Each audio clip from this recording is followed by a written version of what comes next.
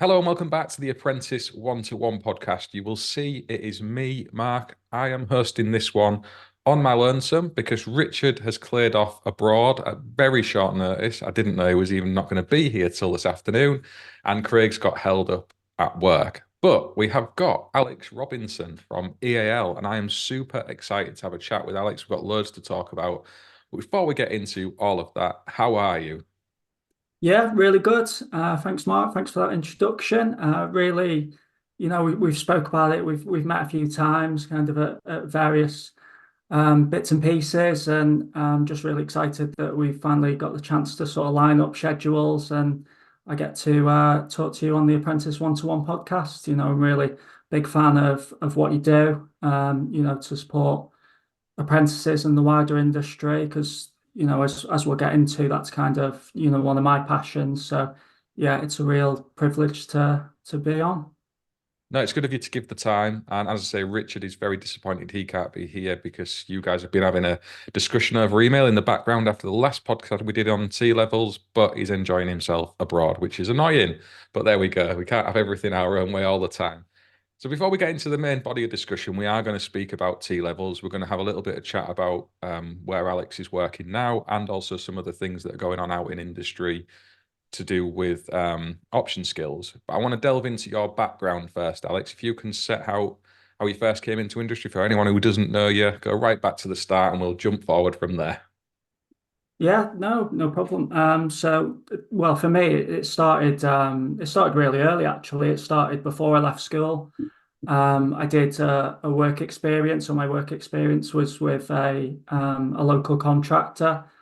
They just started their own business, and they were kind enough to take me on a work placement. And I don't remember, it's a while back. I don't remember the name of the contractor, but I remember the job we were on. It was they got a contract at a number of sort of council properties to install smoke detection. So it was sort of hardwiring one on the bottom landing and Okay. using the radio remote bases, which were quite new at the time. They seem sort of old hat now, but at the time I was sort of like, wow, this tech's really sort of cool that you can, wire one and sync it up at the top. So that really kind of piqued my interest. So that was the start. And also, we had a friend of the family who was rewiring our property at the time, because when I was younger, we went through sort of a bit of a major refurbishment in my childhood home. I was a teenager at the time, and he was kind enough to let me sort of help him out. Nothing serious, I was kind of unboxing the downlighters and sort of, A helping hand and some cheap labour. yeah, that's it. So, yeah, I really kind of got the bug from it then. So when it came to leaving school at 16, which I did, it was quite an easy choice for me, really. But like many learners that find themselves in, I was in a position where I wasn't able to secure an apprenticeship initially. So I enrolled on a full-time course, a full-time level two course at a local college in Wrexham, which was Yale College at the time. And then I did, a number of exams, a number of assessments, and I just decided one day, and this is not my advice to any kind of full-time learners listening, I decided to drive into college. I'm not going into college today. I'm getting an apprenticeship. So it's sort of back home, yellow pages out as it was then, list of all the local contractors' addresses, print a load of CVs off, and I sort of drove around the area, knocking on doors really. A few kind of exam results in hand. I was kind of doing well at the time. I'd got a few distinctions in exams, so I was kind of knocking on doors, CV. And yeah, by the end of the day, I managed to secure an apprenticeship with a local contractor. Awesome. Talk about taking matters into your own hands. We say that a lot on this podcast, but how proactive is that? Fair play to you. Yeah, and that's always my advice, because the gentleman, Dave Watkins, I'll give him a shout out, who gave me that first start. He wasn't looking for an apprenticeship at the time. He wasn't advertising. It was just kind of well, I'm busy. I was thinking about taking an apprentice.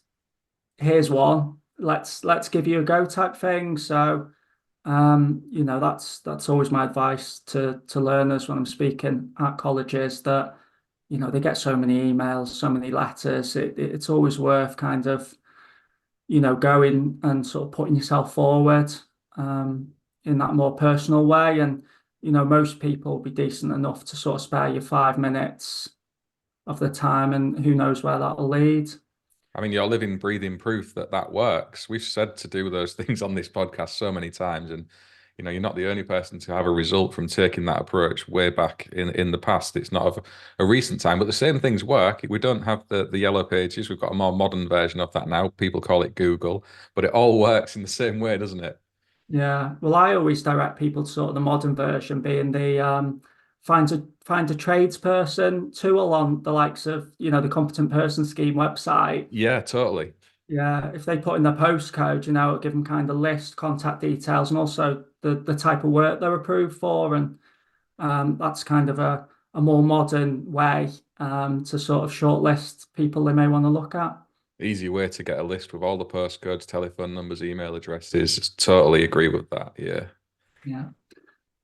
So yeah, so that was kind of the big start, getting that apprenticeship, and it was a really well-rounded apprenticeship. It was only a small company, but it was a bit domestic, commercial, industrial. So it was a real kind of well-rounded. I got to sort of dip my toe in kind of all different types of installations and um, you know rewires, new installations in um, places like Magellan Aerospace. We used to do all the Oh, reactive wicked. maintenance and installation work there.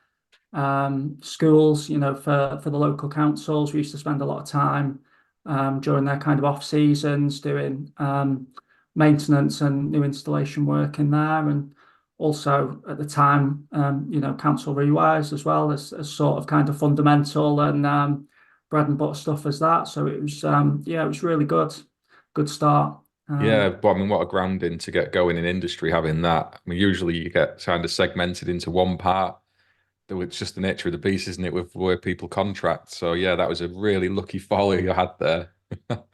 Yeah, no, and I was a JTL apprentice as well. And, I had some great support from them and a great bunch of training officers with that organisation. I was even at the time nominated for the JTL Apprentice of the Year for Wales. I didn't Awesome. win, but I like to say I was the best in North Wales for that year because I was the only nominee from North Wales. I'd The take rest. that and earn it, mate. That's fair play to you again. So yeah, no, that was really good. And then a few years down the line, I was sort of looking for maybe some different experience, maybe that ground up construction, those sort of projects. So I moved on to another local contractor who that friend of the family who I referenced earlier, they were working for at the time. Their brother had sort of purchased that company. They were a construction company and they purchased a local electrical company. It shows what a small world it was. It was where my original boss had worked previously, and the No MA way.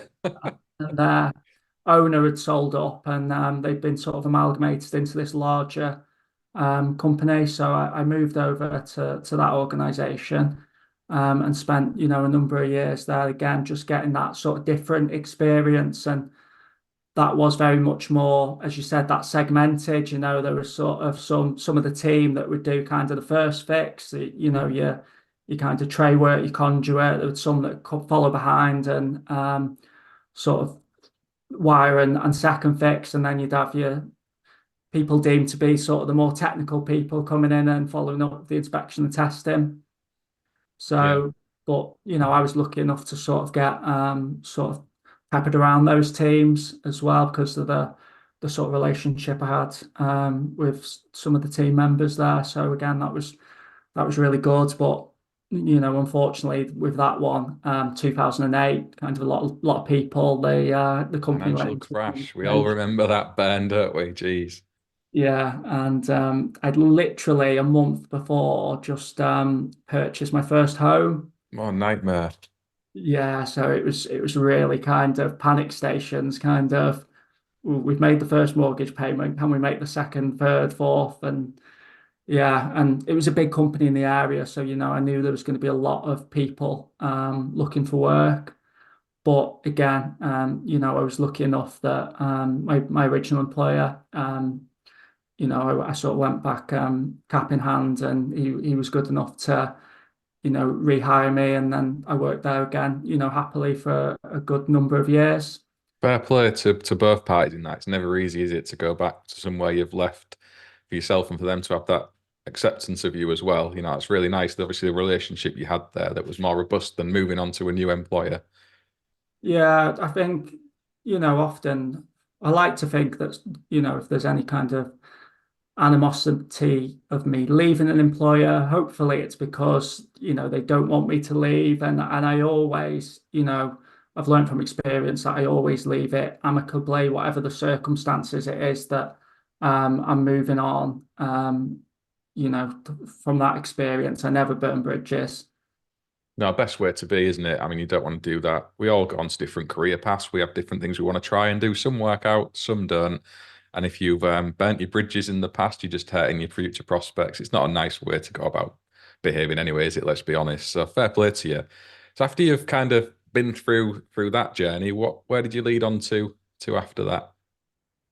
So it was just I thought, further along kind of in my career that I'd like to get into education because, as I said, I'd had a good experience with my lecturers at college and the team at JTL. So I think if you recognise sort of the good work that they're doing and you've had a good experience, then that can sort of lead you to think that maybe that could be something that you'd want to do to try and make that same contribution to other people coming through the ranks. So it was just a chance meeting with one of my former lecturers, Ian Hogg, and I just spoke to him and said, if this was something I wanted to explore in the future, maybe getting into education, I was thinking more the on-site assessment side.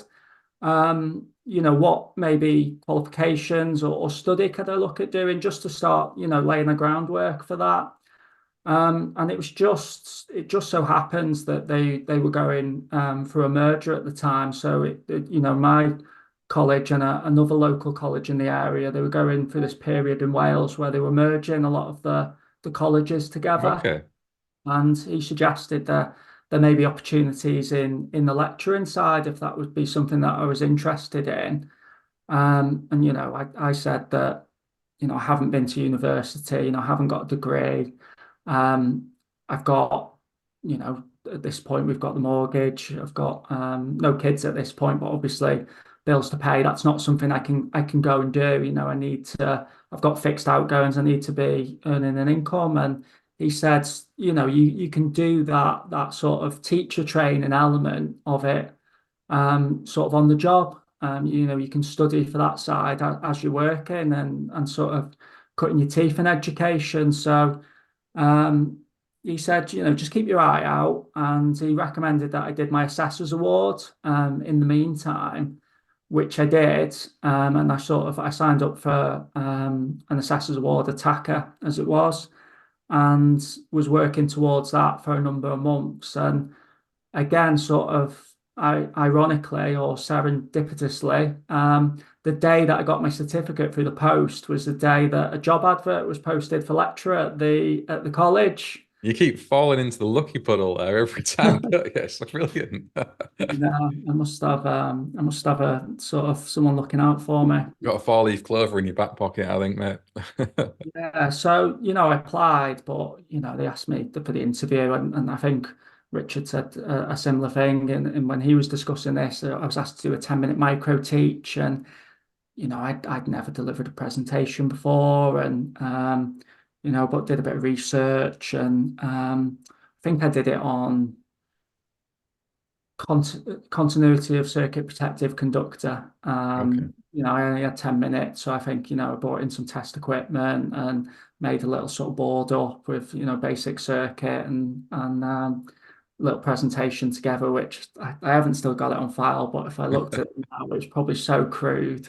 Um, but yeah, interviewed and was lucky enough to be successful. And then yeah, and this was at the college that I actually studied as a student. And Oh, wow. yeah, and many of the sort of lecturers that I had at the time were still there. And again, really grateful to them because they sort of, they were big mentors for me training to be an electrician. And but then, that again, the sort of the next phase of my career, they were, invaluable mentors, um, as I was, on that journey to becoming kind of a proficient lecturer. So, yeah, kind of those guys there, sort of Ricky, Paul, Pete, that team, I sort of owe them kind of pretty much sort of everything really when it comes to kind of the career that I've had. So I've got a lot of time for those guys, and I still get to see them now in the role that I'm doing. Brilliant. I mean, I think we all have that in our past, don't we, where there's people who've helped us. That's one of the reasons I like to try and help people where I can. It's paying that forward. So I think you've had an example of that. And now in the role and workplaces and job roles that you've had, you're certainly doing that as well. Yeah. So, I stayed there. I was in education for about 8 years, and then eventually became the curriculum lead for building services. And then it just got to the point where, I was looking for a change. I was quite young compared to some of the other members of the team, and I was at that kind of juncture where it was sort of, do I look for progression within that setting, or do I look for kind of another opportunity? And we were just coming out of COVID. It was 2021, so things were just starting to normalize. But I saw a job with the NICIC for a technical training developer. And in the past, I may have looked at career opportunities with some of these organisations, but I live sort of the North Wales kind of England border, just outside Chester. So, yourself, a lot of these organisations are based sort of further down south. So that there hadn't been maybe those opportunities for me in the area, maybe to explore options like that. But because of the nature of this role and the way the world had changed, this was a predominantly remote role because it was development. So, I was qualified for the post and I applied for it, but again, I didn't feel in a million years that I'd potentially get it. Because kind of growing up with the area engineer coming out, it's kind of like the Jedi Council, isn't it? So We all you get a dose of imposter syndrome when we think we're punching above where we should be, but it's not always like that, is it? No, and it's just, it's that thought of, can I add value to that sort of organization? But yeah, I interviewed, and it was still remote at the time. And again, it was sort of a presentation, and it was quite a rigorous technical interview as well. There was a lot of sort of technical questions. I had the regs book beside me, but I was very conscious of, it was made clear that I could look in it if I needed to, but and it was a really sort of relaxed atmosphere for the interview. But I was very conscious that I kind of wanted to show me metal without maybe going into the regs book. I think I did on one question, but I made it clear that I found it pretty quick. I'd have been in it Um, for every question, so fair play, mate. Yeah, so yeah, got the role there, and yeah, that was a really interesting. And it's really interesting both sort of developing me from an education background, but also from being a contractor, sort of seeing the other side of the fence and kind of seeing, well, how that filters down. The EAS says this, so the NIC state that, and contractors do sort of why. So it was really, interesting seeing sort of behind the curtain, and I learned so much. I thought I was pretty good on my regs, but as you say, imposter syndrome, I was hitting the books and kind of I was reading everything I could get my hands on just so I felt, confident, kind of mixing with the people there. But what I can say for people on the outside looking in still that behind the scenes, there's the people that work there. They're so like passionate about the industry and wanting to do the best for Mm. the contractors. Even if that's sometimes contrary to popular belief, they've all come through the ranks, like myself, like yourself. They've been in the industry, they've worked in it, they know what the challenges are, and they're genuinely sort of fighting for the interests of their contractor base on the likes of JPEL and they don't always win every battle, but they're certainly taking it up on everyone's behalf. That's such a good point. It's something that I was guilty of in the past. When you're bashing or making complaint at a logo and a brand, it's so easy. It's the NIC's fault, it's NAPI's fault, ECA, pick whoever you like. It happens a lot. But when you actually drill down into it and you meet some of these individuals, as I've been lucky enough to do since kind of Apprentice one-to-one started, you realize that that's just not the reality. There is so many people in those organizations who are really passionate and really want to make a difference. And it's a bigger beast than just one part of our industry, isn't it? Like you said, there's those battles that take place that we never see. So yeah, full credit to those organizations. I don't dispute their validity as much as I maybe once did, having seen behind the curtain myself.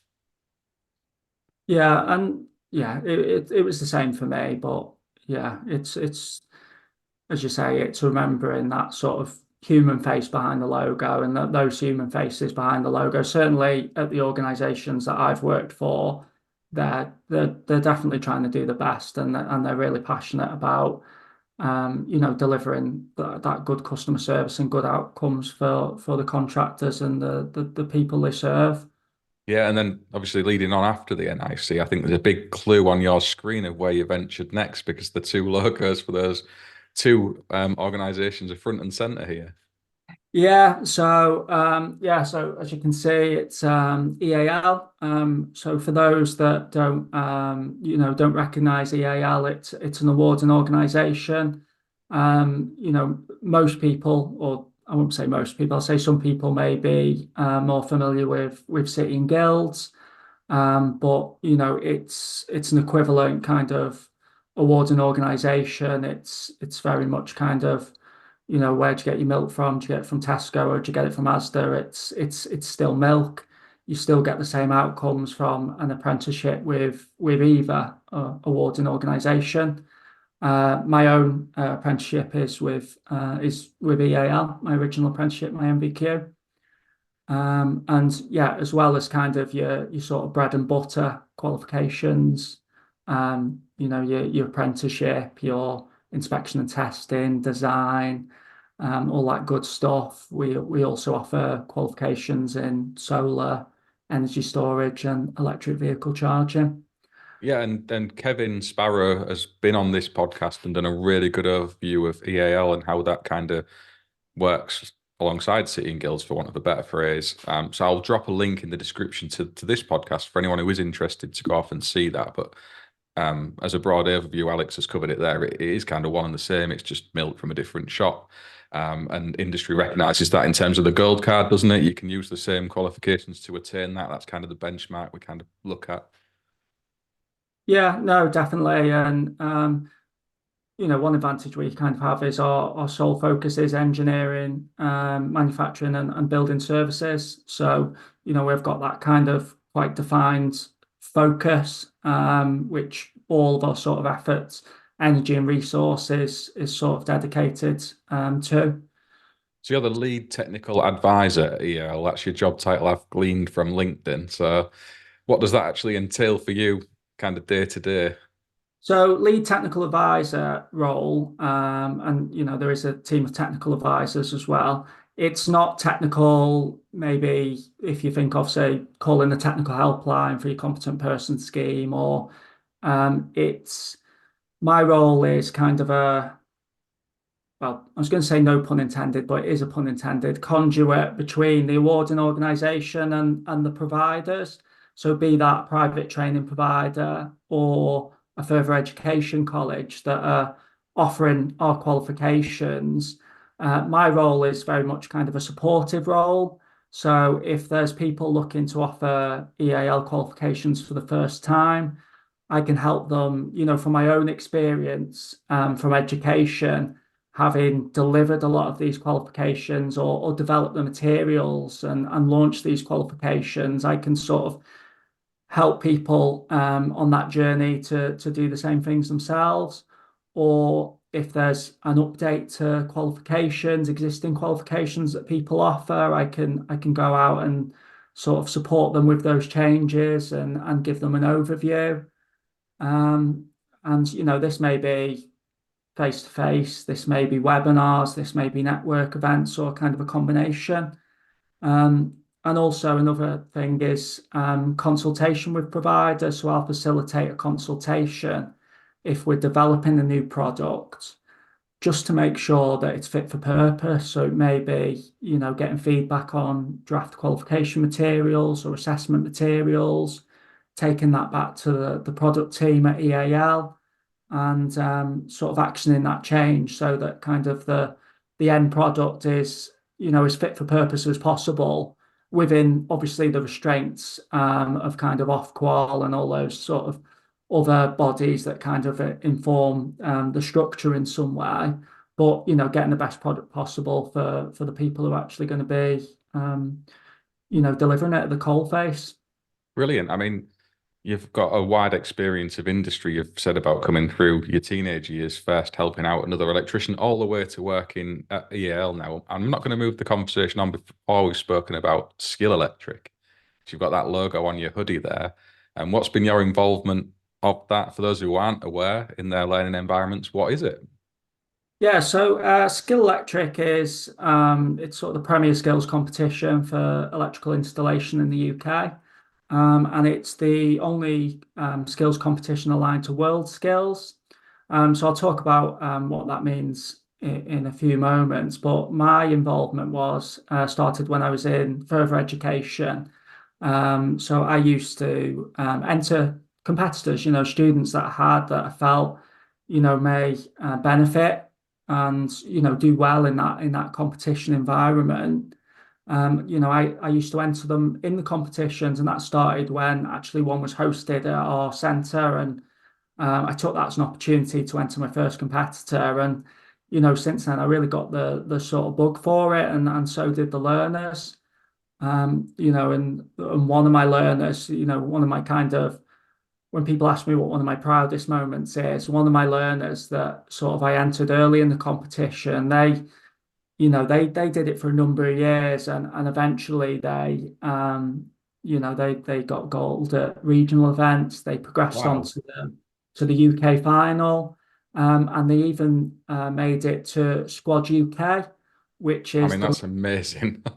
yeah. So that was really sort of great to see them kind of evolve as well over that journey because being very candid, and he won't mind me saying it. So he was a bit of a pain in the arse, to be honest. And it was kind of, it's like, how do we channel this? And when I say pain in the arse, he was lively, and he was good. And it was just how do you sort of channel that energy? So it was kind of, all right, let's see how you get on with this type thing. And it just, he came on so much, personally, professionally, and now he's been through that journey, and with the company he's at, he's doing really well. He's a site supervisor, but he's training competitors there now. And he trained a competitor for last year's event who actually went on to get silver at the UK final. So, Oh, wow. it's that kind of sort of legacy, if you will, the kind of that started that he's carrying on, and now they're both training competitors for this year, and it just goes kind of on, and that's the positive impact it can have on everyone involved really. The learners, the tutors, it's so rewarding for everyone, and he sort of advises the Welsh government on skills competitions in Wales, and it's just done absolute wonders for his career. And that, he never actually won the UK final. He's gone on to do all that. He didn't win, but it was just what he gained from that journey. But then obviously you can see that his protege has gone on to get a medal at the UK final. So they've sort of built on his success, and you can just see that building and building. That's Um, that's incredible. I think like that you had that mentorship yourself that you spoke about earlier on with the lecturers at your college, and now you've kind of passed that on into someone else. And as you say, these things just snowball. And I'm always surprised at the number of training providers who don't seem aware of Skill Electric and these skills competitions. And it's such a shame because lots of people will get a benefit from that. So I'll drop a link in alongside this description again for anyone who wants to go off and have a look at that. I think are you a judge with that now? Am I right in saying that? Yeah, so sort of later on, I got involved with the judging when I was still at the college Cambria. But when I joined the NICEIC, it was something that I was keen to carry on with. And they just had to sort of pause their Apprentice of the Year competition due to COVID. So they were sort of reevaluating what their sort of involvement with competitions would look like. And again, it was just quite timely that it was sort of, well, we've had to pause this. Do we restart it? And it was sort of, well, we'll take a look at this. And, they made the decision, well, rather than kind of compete or detract from this competition, let's sort of get behind this and support it. So the NIC came on as a sponsor and now a delivery partner. So I was able to carry on with the judging in that role. And again now with EAL as well, they're getting involved. So You're spreading those positive vibes around that all throughout industry. So full credit to you, Alex. I think that's amazing, and that's something you should be really proud of as well. And I certainly take inspiration from seeing all those learners and the posts on LinkedIn. That's primarily where I see a lot of this being shared, and I think it's amazing. So full credit to you. And we'll move the discussion on now. We're going to get to T levels. Before we dive into that, I do just want to mention option skills. There has been some news that EAL have shared this week. I know you're not really involved in that, but just to mention, we're going to drop a link in again where you can go and see the press release, was it, from EAL, which kind of directs people the places they need to go and what the current situation is.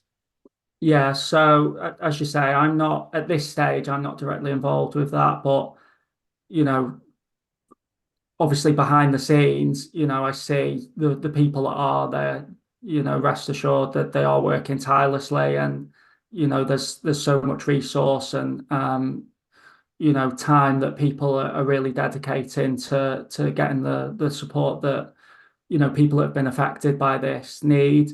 And as you say, the latest guidance, and I wouldn't want to sort of misquote it, was released on the 15th.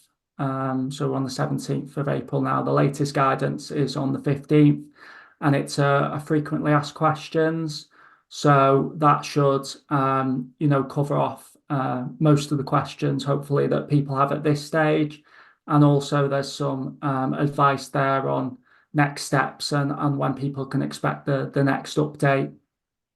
Brilliant. And as I said, I'll drop a link to that alongside this podcast. So we'll move on to the T levels now. And you kind of messaged me and Richard and Craig after the podcast we did with Andrew Duffin the other week. Very good of you to feedback some comments on that. We really appreciate it. And also to kind of set out what T levels look like from EAL's point of view. So first up, if you could just do that, what are T levels from an awarding organisation's point of view? How do they work your end? Yeah, so T levels, from our perspective, City and Guilds, in collaboration with EAL, were awarded the contract to develop and deliver the T level. So it's not an awarding organization product per se. The T level is managed by an organization known as IFATE. So that's the Institute for Apprenticeships and Technical Education. So they're responsible for the management of the T level, the procurement of the awarding organization that will sort of deliver that technical qualification aspect of it. Um, and there is also the industry placement element of it. So there's the technical qualification, which forms 80% of the T level. So it's very much like a kind of reverse apprenticeship. So Yeah. it's 80% classroom, if you will, which is the technical qualification. So that's kind of a common core, which is a building services core, and then learners will select an occupational specialism within that. So, probably the one most appropriate for your listeners is the electrotechnical. But there's also several other occupational specialisms, plumbing and heating, gas, ventilation and air conditioning. So there's several that kind of sit under that building services umbrella, but they all have that sort of consistent common core that runs through. There's also an element of minimum requirement in terms of maths and English that learners will need to achieve if they haven't already done so on entry to the T level. So that's sort of the basis of the technical qualification. And then the industry placement element that sits outside of the responsibility of the awards and organisation. That's sort of managed by the Department for Education. Okay. A learner needs to complete both of those elements. So the 80% technical qualification and the 315 hours minimum industry placement across the 2 years in order to achieve the T level, the full T level, which is certificated by IFATE. And the accreditation and the regulation sits with Ofqual. So there's quite a few bodies of industry involved with that, isn't there? Like iFit, and I was involved a little bit with the development of the latest apprenticeship, and iFit kind of driving and directing that as well. And then we've got Ofqual and the Department of Education. Are these people joined up in the approach how this has been delivered, or is it kind of left to people like Andrew Duffin, who was on last week, to kind of piece it together? Is there a process there, or is it with the training providers largely? Well, hopefully, I mean, the IFA is essentially kind of a long arm sort of, you know, branch of the Department for Education, so that there's a clear link there. And in terms of the awarding organisation, on the City and Guilds website and our website, there's lots of guidance for providers. And myself and some colleagues from City and Guilds, we've been since January. They've just finished earlier this month a series of regional road shows for providers that are set to deliver T levels for the first time in September 2024. So there's lots of face-to-face events, on-demand webinars, and guidance documents that are available. And if there is any providers that are listening, you can reach out to myself. My contact information is freely available. I'll drop those in the description to Kevin, to Alex's LinkedIn profile as well. Yeah, and again, as I said, the sort of nature of my role is to support providers, kind of onboarding qualifications, and that includes the T levels. So yeah, there's lots of mechanisms in place to support, and there's lots of support out there that people may not even be aware of. But if there's something that anyone needs, then definitely reach out. So is the final switch on for this 2025? Is there kind of a bit of a handover period of sorts? So the T level itself for construction and building services launched in September 2021.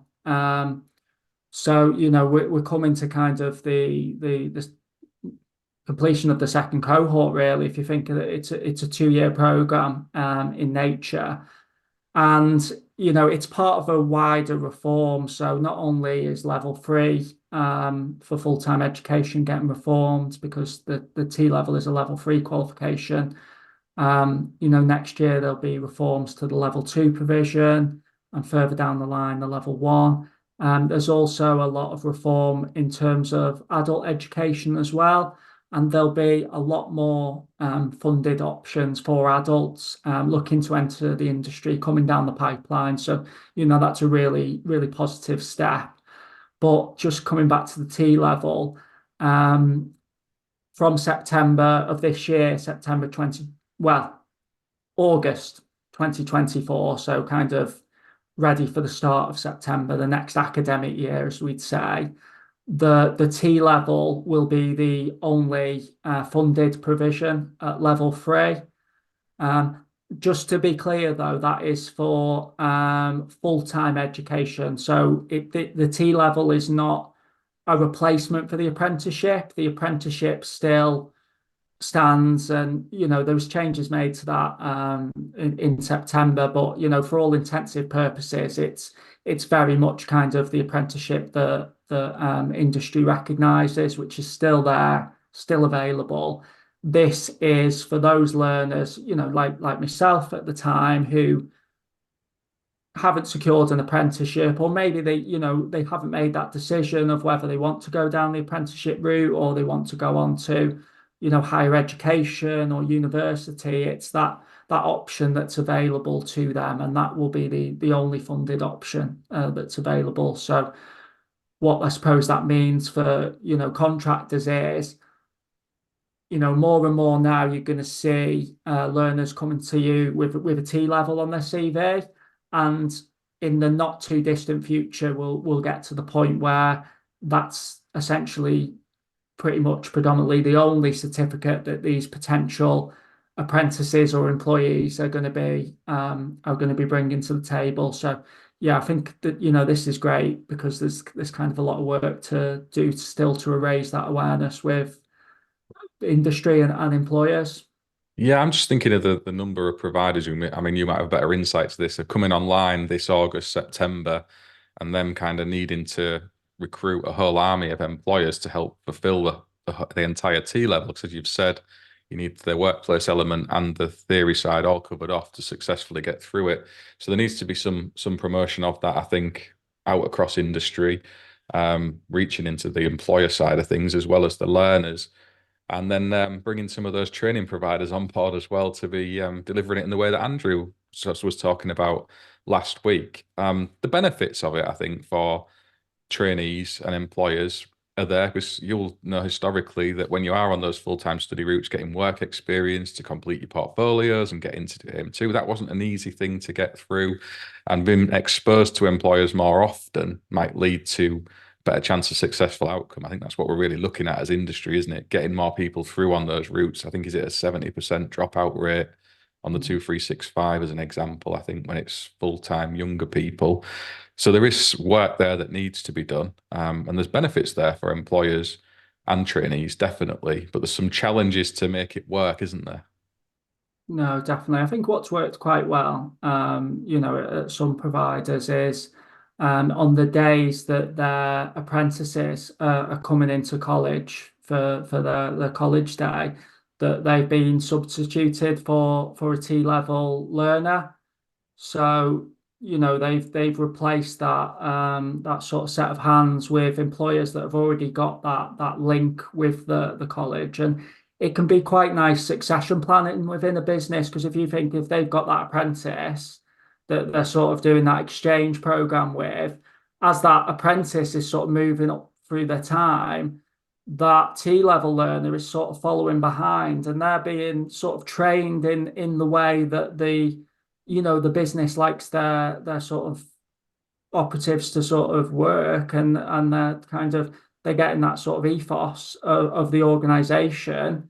And as that apprentices sort of transitions to electrician, then you've got this T-level learner waiting in the wings that's already been kind of embedded a little bit in the organization. Yeah, I'd never thought about that from a large employer's point of view, but that's such a good point. It is a way to kind of build that ethos. I was looking at it more from the army of smaller companies, like maybe the person's door you knocked years and years ago, who were maybe wanting to take apprentices, but daunted by some of the costs associated with it, having maybe not done it before or been worried about their regular workflow and the opportunity to take a person who's doing a T level in an electrical side of things to their business. There's no cost there for it. I think there's actually some support in terms of grants that might be available to them as well. There was somebody who commented that it's basically slave labor. I don't see it as that. There's the buy-in from the employer that's helping deliver the training.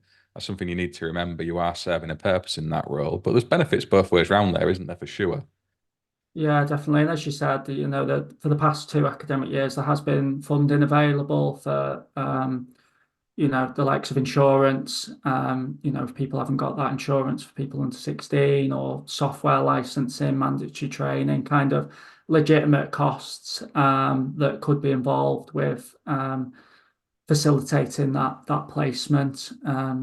And if employers speak to their training providers, they should be able to signpost them to that'll be on the Department for Education website because, as I said, they manage the work placement, so all sort of funding and guidance would be available through them. So it's definitely worth exploring if you are an employer listening. I said the same on Andrew's podcast. Have the conversation with a local training provider who's delivering this and work with them, taking the information, as Alex said, from the Department of Education and see what you think. You've got to give stuff a try sometimes. We've got to give this a chance and try and make it work. As employers, we've got a role to play in that. So yeah, do get involved. I want to ask you a few of the questions that Richard had put forward in his email chain, because I know he would have asked them tonight if he was here. And one of them sent us around the skills scan that he'd had a few questions about. So can you explain kind of the process maybe behind that, how that's intended to function and work? Yeah, so I think the question, and yeah, so it was off the back of your last webinar. I was traveling back from London and I was listening on the train, and kind of as I was listening, I was trying to sort of pull some bits and pieces to answer the questions that you guys were raising. And one of them was around how this T level maps into the electrotechnical apprenticeship. And there is mapping guidance available from EAL and City and Guilds for our equivalent apprenticeships. And when a learner completes a T level, it's what's called threshold competence. So a T level does not make them a qualified electrician, much like if they'd done historically a level 2 diploma and a level 3 diploma, they'd still need to secure that apprenticeship to complete the outstanding performance units. And it's very much the same as that. There's mapping guidance available, and there'll be elements that they can claim what's called RPL for. Mm. Um, the health and safety exam as a very sort of simple example. They won't need to repeat the health and safety exam because of the level of health and safety and the assessments they've covered as part of their T level. So the provider can claim sort of recognition of prior learning.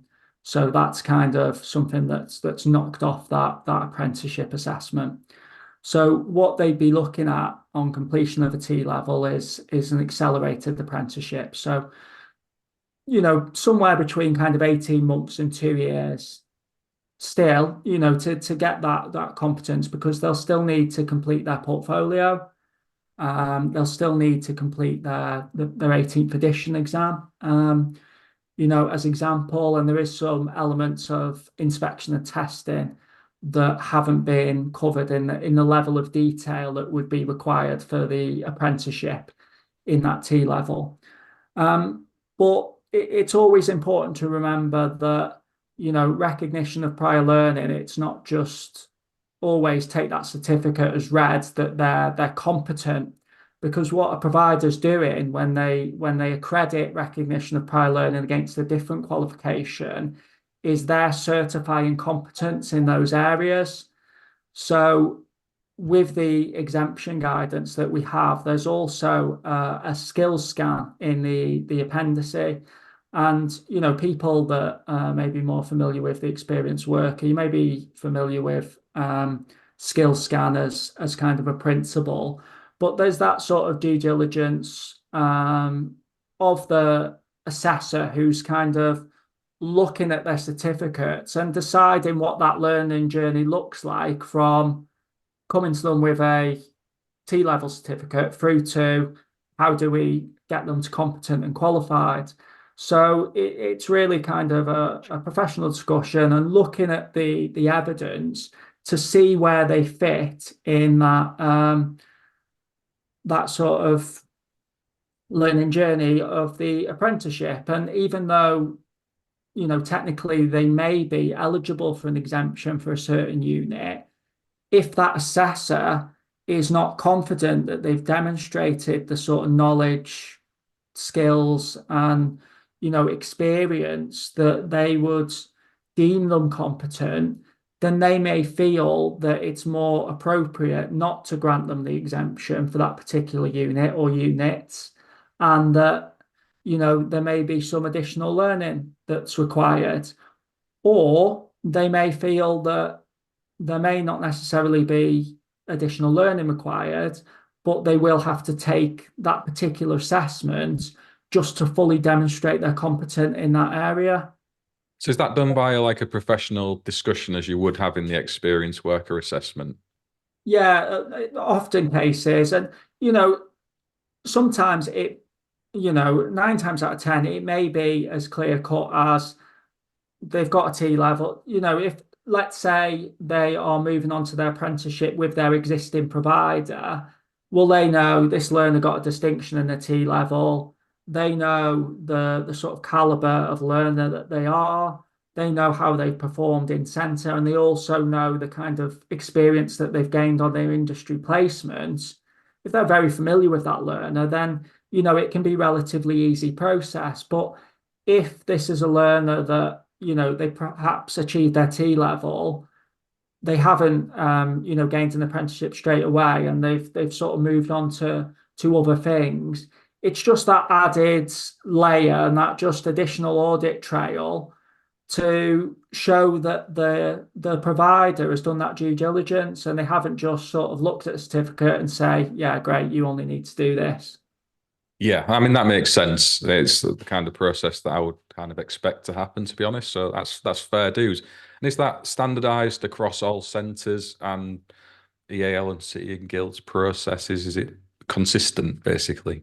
Yeah, so we have a standard form that a pro forma that's available for centres to use, which is in the appendix in the exemption guidance. The exemptions that would be permitted have been mapped, from the T level to our qualification. So that's standard guidance as well. And ourselves and City and Guilds, we will have our, our RPL, or recognition of prior learning policy, which is again standardized. So most providers won't find it too dissimilar a process to what they've done with other qualifications before. There may just be that added layer because it is a graded qualification. For example, the core exam that's graded very much like an A level, an A star to an E. And the overall T level is graded from sort of a distinction star down to a pass. So, but this is all kind of evidence that they take into account when they're looking at what that kind of learning journey to qualification looks like. I think that's a nice change that you do get some kind of distinction, merit, pass, whatever we're going to set those things out as, because people do qualify in different ways, don't they? And just the overall pass, overall fail, there's no real way of distinguishing those learners and apprentices or whatever apart. So I think that's a good thing. I think it's good that it is standardized. In terms of the way these things are kind of verified and checked, be aware in industry that you have internal and external verification of all of these qualifications. Is that something that's mapped into T levels as well? Yeah, so the T level itself, it's most of the assessments is externally marked.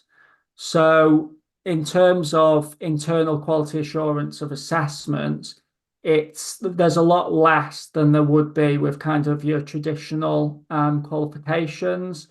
The occupational specialism is internally marked, so the synoptic assignments for the electrotech, kind of your design bit, your practical project, your inspection and testing, and that kind of project-based synoptic assignment for the occupational specialism, that's externally moderated and internally marked. But in terms of internal quality assurance, it's a lot less onerous because the exams themselves and the evidence is submitted to the awarding organisation and externally marked. But coming back to our previous point, if there is a candidate that is moving from a T level to an apprenticeship, when that qualification is looked at as part of the internal quality assurance, that RPL would be subject to the same quality assurance and all of the evidence that's kind of formed that decision, certificates, the skills scan, action plan, and all that good stuff that's generated would need to be available for external quality assurance.